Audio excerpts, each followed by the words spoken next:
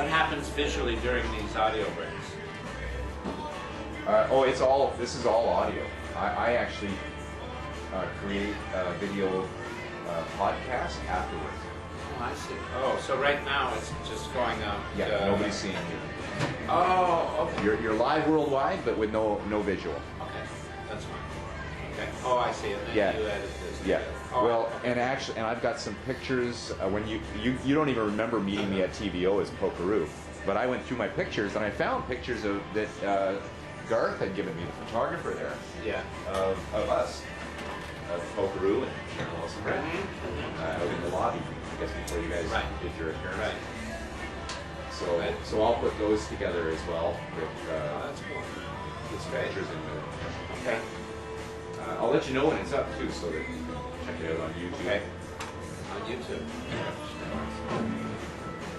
I know it. That's amazing. This new technology is incredible. Yeah. Every once in a while, I Google Sharron, Lois and Bram to see what's come up next. And you're out there. I don't. Oh yeah, you're out there a lot. Yeah. Even some things I don't even remember doing. You know, little TV clips and stuff that. Oh yeah, right. What the heck was that? Or even it looks to me like a bootleg video of a live concert that we did. I have no idea was out there. Okay, let's go back. Okay, 40 seconds. Let's go back 40 and seconds. just Okay. wait. 40 seconds. 40 seconds, as it were. So do another song. Do you have anything come to mind that? How about something? What are you doing? Something doing your current shows? We're doing the same stuff. Yeah. Oh yeah. Yeah, we're doing the same stuff. There's one that I'll yeah, there's one that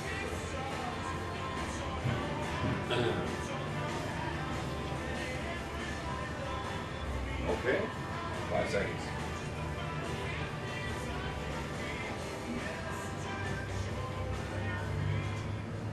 And welcome back. Here we are. Thank you very much. I was actually telling you at the break that I'm videotaping for podcast purposes. Right.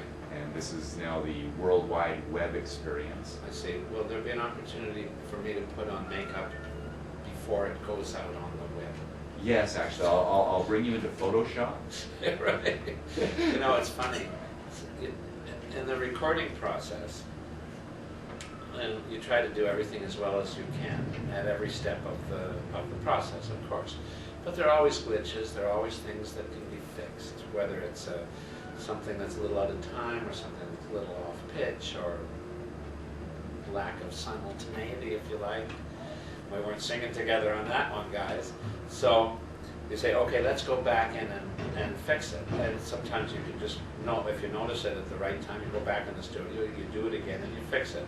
Sometimes you don't notice it until after the recording process is finished, and then it becomes a major effort to rebook a studio and go back in to fix it. So you say, we'll fix it in the mix. Right. That is, when you're putting all these sounds together, there are techniques that you can use to make little adjustments, and you fix it in the mix. And sometimes you even miss something then, and then you say, we'll fix it in the mastering. Now the mastering is where you take the mixed stuff and actually do the final adjustments to bring up the final version. But sometimes you even miss something there. And then the joke is, we'll fix it in the shrink wrap. In the packaging. Exactly. And, you know, if we get a call from a festival that said, we'd love you out there, but we got a nickel, I say, we'll take the nickel, but we're not bringing anybody else with us. That's right. And that happens from time to time. And you know what? We love it. It is so direct. There are no distractions. It's just us and the kids and their parents and whoever else is there.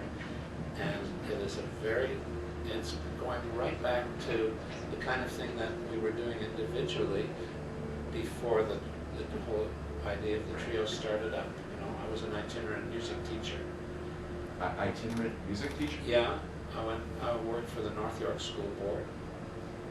What's itinerant? Going to school. Oh. I didn't stay in one place. Like an itinerant salesman is a traveling salesman. Oh, I'm not aware, I'm not familiar with that word. Yeah, it's a great word.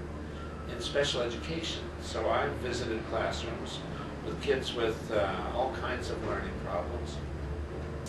Some of them had physical handicaps, some of them had emotional problems, some of them were developmentally delayed, some of them were hard of hearing, some of them had behavioral problems. And I went in and I did a session with those classes once every 2 weeks. Were you trained in that? No. So you used music therapy, it sounds to me, before it was a concept.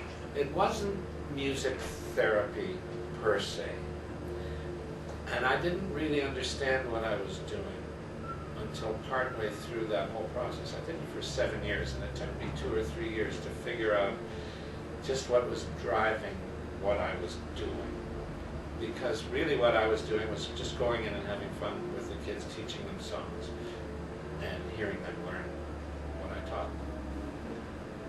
But then I came to realize what I was really doing